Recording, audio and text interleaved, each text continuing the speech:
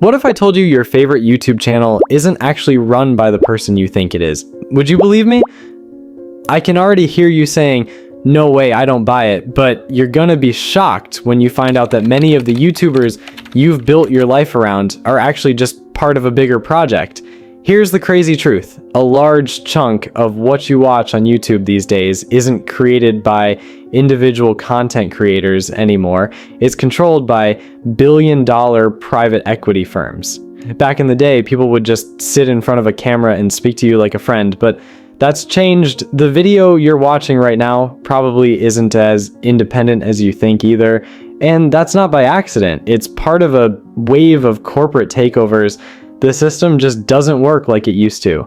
Giants like SoftBank, Amazon, Disney, Goldman Sachs, and Blackstone are pouring billions into firms that treat YouTube channels as strategic investments. Why? Because these channels are more than entertainment now. They're gold mines, and they've gotten so good at it that we still see them as real people just sharing what they love. According to reports and sources, channels like Task and Purpose, Veritasium, Donut Media, Simple History, and Economics Explained have already been bought out, and that's just the ones we know about. It's totally possible that even the YouTuber you're obsessed with is part of the system. And there's no law saying these buyouts have to be disclosed, meaning that authentic creator you're watching could actually be an employee of some investment firm on Wall Street, and that's a big deal. In this video, I'm going to show you what's really happening, but first, if you like deep dives like this, don't forget to subscribe and turn on notifications. This is just the beginning. Also, drop a comment with the channels you think might have been bought. Your guesses might surprise us all. Now, go smash that comment button. So, why is this a problem? It's easy to say private equity is bad, but it's not that simple. Big YouTube channels are basically entertainment businesses. Even independent creators have to pay for their gear, software, shooting locations, editors. All of that costs money. A lot of mid-sized creators are barely scraping by. And to be totally transparent, this channel with 70,000 subs actually loses money most months because expenses are way higher than income. But once you scale up, revenue rises while costs stay about the same, and at a certain size, these channels generate strong cash flow and predictable profits, which makes them attractive investments, kind of like buying land, will increase in value. But there's a catch. These businesses are super risky. Most of their income comes from one platform, and that platform could suddenly ban, restrict, or demonetize them with no explanation. Carrying that kind of risk is a whole other challenge. Channels like SunnyV2 built their whole careers on the algorithm pushing their content, but once the algorithm stops favoring you, it all falls apart, and these businesses often revolve around a single personality, and that brings human risk, burnout, controversy, or just losing audience interest. Usually rich investors would run away from that kind of risk, but something changed in the past 5 years that made all these takeovers possible.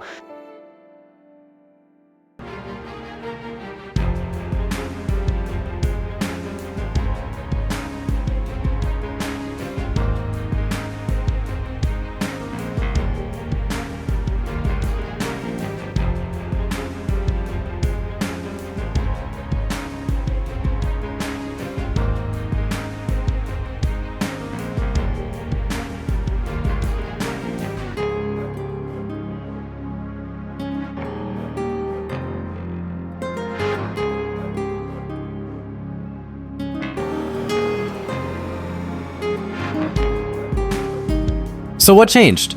The first big shift happened when content creators proved they could build real brands beyond just sponsored segments and donations. They started launching products alongside their content and actually making serious money. Think about it, MrBeast with his burger chain, Logan Paul with Prime Energy, love them or hate them. They proved that online creators could become real business owners, and private equity was paying attention. When you mix that kind of early success with professional investors who know how to scale a company, you get a money-making machine. A loyal audience plus a sellable brand equals $1 billion formula. The second push came from the crisis in traditional media. Companies like Netflix, Disney, and Warner Bros. Were losing ground to millions of individual creators. Viewers now prefer free YouTube content over expensive studio productions because creators can adapt quickly, make niche videos, and connect with their audience without risking the image of some huge media company. Ad budgets are shifting, old school rules are collapsing, and people are choosing creators over corporations. For over a decade, Google has been the biggest advertising platform in the world, but now the pressure is about talent. Many creatives would rather run their own YouTube channel than work on outdated TV shows. Building a personal brand online just feels better. Do you know what Netflix focused on in their Q1 investor letter? They said they're not struggling to attract advertisers, and they want creators to see Netflix as a better partner than going fully independent. Even advertising is shifting toward content creators. When private equity firms buy YouTube channels for just a few $1,000,000, it gives companies like Disney a way to tell shareholders they're ready for this new media age. And it's not just Disney, other major corporations are doing the same thing. Not because it's the smartest business decision, but because it calms investors. Before 2020, traditional media tried to adapt the old way by investing in companies like Vice, BuzzFeed, Mashable, and Vox. These companies made their own content and distributed it online. But they were still run like old school media businesses, too many employees, expensive offices, and high operating costs. The result was a disaster. They burned through money, and they were crazy expensive to acquire. Vice Media was once valued at $5.5 billion, which is insane for a company that just runs YouTube and Facebook pages. There's a great analysis by Modern MBA about why those companies failed. You should check it out in the description. Eventually, legacy media realized they needed a new strategy. Instead of investing in companies trying to build an audience, they started investing in private equity firms, buying creators who already had one. It became a two-layered business model, and private equity itself has exploded, going from managing $1 trillion to $12 trillion in the US over the past 20 years. And with that much money, there just aren't enough regular businesses left to buy, so they had to look elsewhere. The newest private equity managers needed to stand out, so they started investing in industries nobody fully understood, and YouTube was perfect for that.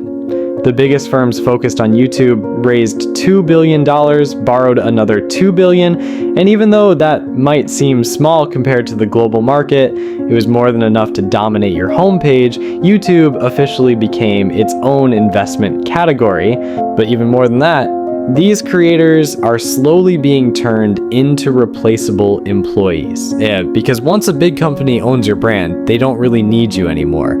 They just need someone who, can imitate your style well enough to keep the audience watching. That is why some creators are quietly replaced, and most fans never even notice. Maybe the lighting feels slightly off, maybe the energy is different, but nothing you can clearly explain.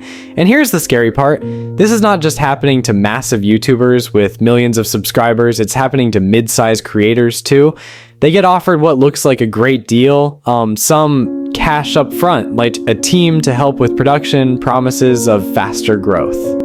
But slowly, their control starts to slip away. The decisions are no longer theirs.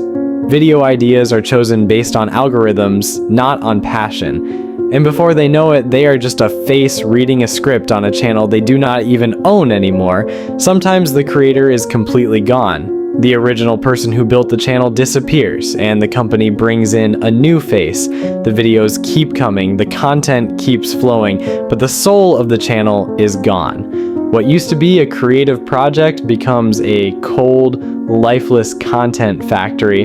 Viewers might not even realize it, but they start to feel it. Something just does not feel the same. And by that point, it is too late. The audience is no longer following a person. They are following a brand that is now owned, managed, and operated by people who only care about one thing: maximizing profit. Even though these departures might look friendly on the surface, there is a serious problem underneath. Channels that lose their original hosts usually start losing viewers because when people realize they are actually watching a faceless investment firm behind the scenes, they stop buying merch or paying for memberships. Trust goes away, and the face of the creator is what builds that trust. So never forget that. As this industry matures, we'll see tighter non-compete agreements and a rise in safer, more commercial content, and the bold, creative, risk-taking culture that made YouTube unique will fade away, replaced by calculated formulas and polished branding. So here's the big question. Could that authentic YouTuber you love actually just be the new face of corporate media? And would you even notice? If you want to find out, start paying attention to the sponsors, sudden changes in format, and shifts in tone. You might start to see a pattern. Next time you watch your favorite channel, ask yourself, is this really an independent creator or just a piece of a billion-dollar investment portfolio? If this video opened your eyes, don't forget to like and share it with your friends and leave a comment naming the channels you think have been bought out. Your guesses might surprise us all. And if you want more deep media analysis like this, be sure to subscribe. See you next time.